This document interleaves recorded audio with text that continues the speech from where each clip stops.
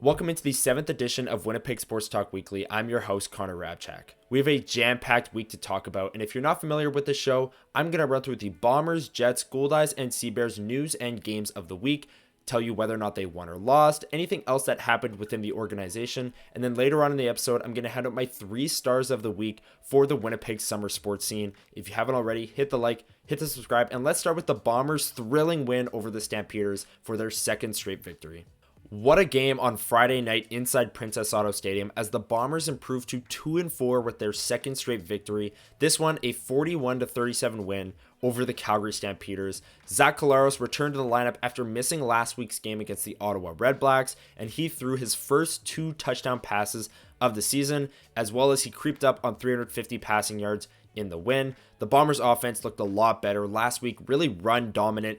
This week, a little bit of a balance. Brady Oliveira still had a great game and the pass game was there. The defense gave up 37 points, so that's a bit of a concern. But last week against Ottawa, I thought they played great. This week, not as great, but they still forced 3 turnovers against Calgary and ultimately got the win. And another thing about this game, and Huss was saying this on the live show all week long, but this game was actually for the season series in the West Division between these two teams. Calgary beat Winnipeg in overtime a few weeks ago. That was the game Zach Collaros got hurt, didn't return for the second half, and the Bombers failed to win that one.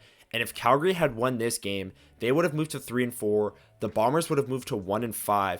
And Calgary would have the season series on the Bombers, which is a huge hole to climb out of this early in the season.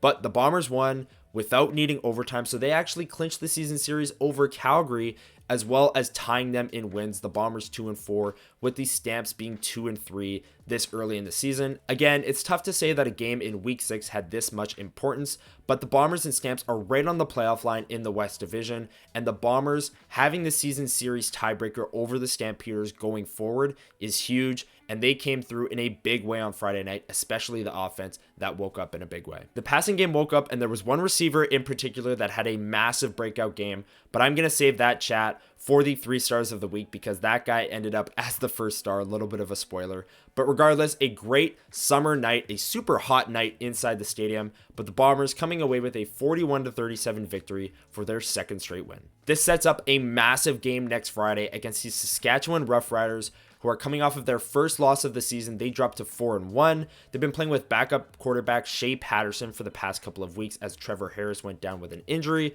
So a big game within the West Division happens next Friday night at 8:30 between the Roughriders and the Blue Bombers. And here it is, your Winnipeg Jets news of the week as we enter a really quiet time in the offseason. Dylan Coghlan, the Jets traded for him last week from the Hurricanes for future considerations. They re-signed him to a 1-year deal, $775,000 in AAV to that one. Number 2, Rutger Watch continues. Mike McIntyre and Murat Atesh both reporting that teams were interested in Rutger around the draft, but were maybe put off by some of the same things the Jets are hearing in terms of promises of playing time. Go check out their interviews or the clips on our Twitter at SportsTalkWPG. Number 3, RFAs still need deals. That's Cole Perfetti. Ville Heinola, they still need contracts. The Jets signed Stanley and Gustafson a week ago, but there are still some RFAs, maybe some key ones, as in Cole Perfetti, that still need a contract as we enter the middle of July. Number 4, Ehlers' watch continues as well. Given Cheveldayoff's comments at the draft saying Ehlers is a big part of our future going forward, I think this situation is going to drag on a little bit longer than people might have thought. Maybe they'll extend him, maybe they'll trade him, but I think regardless, the resolution will come closer to the season, maybe in training camp, maybe the trade deadline, as well as the Rutger situation. I think that one is going to take a little bit longer now that we are past the draft. And lastly, development camp. It was a great weekend. Thank you everyone for coming out, tagging us in your tweets. It is now over though, and the Jets officially enter their offseason period. We'll see you all at training camp in the middle of September. Another crazy CEBL finish, but unfortunately the Sea Bears come out on the wrong side of this one, dropping it 102-99 to the Vancouver Bandits. A few of the games this year inside Canada Life Center, the Sea Bears have been at next point wins or next bucket wins even, and they've come out on the right side of it, hitting that clutch shot. Unfortunately in this game, it didn't go their way. Justin Wright-Foreman just barely missing the game-winning shot.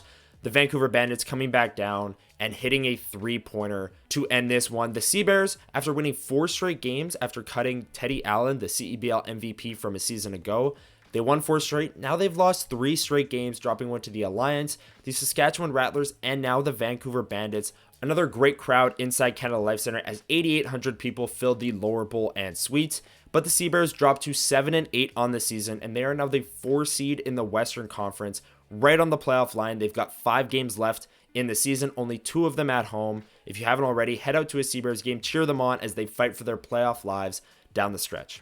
The Winnipeg Goldeyes, the last couple episodes, have been at 500, but now they're above that, 30-28 on the season as they won 4 straight games, 3 of them coming at home against the Kansas City Monarchs, and then they won their first game on the road against the Sioux Falls Canaries before dropping 2 straight. But the Goldeyes finally starting to pick things up a little bit. Their pitching all season long has been fantastic. That hasn't wavered in these past couple games, but it's the bats that are starting to come around as you see them putting up 7, 5, 6, and 9 runs in those wins. If the bats wake up, the pitching stays consistent as it has all season long, the Goldeyes are going to be a great team. They're currently 3rd in their division in a playoff spot, so head out to Blue Cross Park and cheer them on.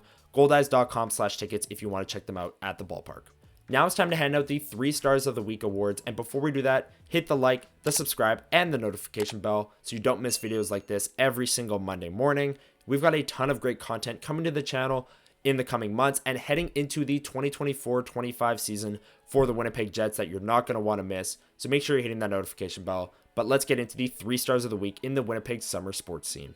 My 3rd star of the week, he's been on this show many times during this portion, Sea Bears point guard Justin Wright-Foreman. He was actually on Winnipeg Sports Talk this week with Huss. If you haven't checked out that interview already, I highly recommend go check it out. But he had a great week, 31 points, 4 rebounds, and 7 assists, despite the loss to the Vancouver Bandits. And all season long, he's been unguardable, 27 points per game. That's top 2 in the CEBL, 3 rebounds, 6 assists, 45% from the field, and actually a higher percentage, 46% from the 3-point line. He has been an unstoppable force offensively all season long, and this last game was no different. Justin Wright-Foreman, my 3rd star of the week on Winnipeg Sports Talk Weekly.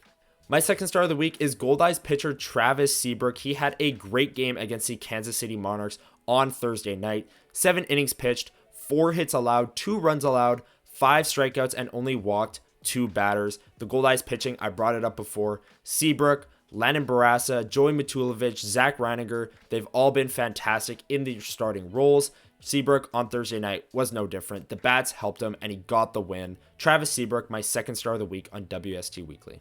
And my 1st star of the week, Bombers receiver Ontario Wilson, a massive breakout game on Friday night against the Stamps. And there were some questions this week. You know, the Bombers signed Lucky Whitehead. Maybe there'd be some pressure on some of these younger receivers to step up. Well, Wilson stepped up in a massive way. 13 catches, that is the 2nd highest in a single game in Bombers franchise history. Follow that up with 201 yards and a touchdown. He caught Zach Collaros' first touchdown pass of the season. That's 15.4 yards per catch. Ontario Wilson, number 80, the wide receiver for the Winnipeg Blue Bombers, a massive game on Friday night. He's my 1st star of the week. And here it is, the upcoming sports schedule here in Winnipeg, and I brought it up earlier in the video, but the Winnipeg Blue Bombers have a massive game on Friday night against their prairie rival, the Saskatchewan Roughriders, July 19th, Friday Night Football. The Roughriders coming off their first loss of the season. The Bombers have won 2 straight. Zach Collaros, almost 350 yards and 2 touchdowns last week. Is he going to follow that up? A lot of storylines heading into a rivalry game, what should be a great night in the West Division on Friday Night Football. July 20th, the Winnipeg Sea Bears are back home and they're going to take on the Saskatchewan Rattlers. It's Teddy Allen's first game back as a member of a different team. The Sea Bears played the Rattlers 2 games ago and the Rattlers defeated them 96-84. The Sea Bears will look to get their revenge on Saturday night. Grab your tickets. What should be a great night inside Canada Life Centre. The Goldeyes, they're still on the road, but they're going to return home July 19th. That's a Friday. They're here for a 3-game set over the weekend. That's Friday, Saturday, Sunday, taking on the Milwaukee Milkmen. If you want to check them out, goldeyes.com/tickets. New scoreboard, new patio decks at Craft Beer Corner. A great time at the ballpark, which has been taking advantage of some great weather lately. Lastly, Valor FC, they're on the road for 3 straight, but if you want to check out a soccer game, you know, maybe you're enticed by Canada's run in the Copa America tournament, you can go check them out. August 4th is their next home game. Other than that, Assiniboia Downs racing continues Monday through Wednesday. That's going to do it for the 7th edition of Winnipeg Sports Talk Weekly. Thank you so much for checking it out. If you enjoyed the video, hit the like and maybe tell someone about the show. Maybe you have a big Bombers fan. big Sea Bears, Goldeyes, Jets fan in your life, they don't know about the show, give them a shout. Winnipeg Sports Talk YouTube channel. Hit the notification bell so you're not missing other content that we're going to be dropping in the coming months. Thank you for checking it out. Enjoy the games this week and have a great week, everyone.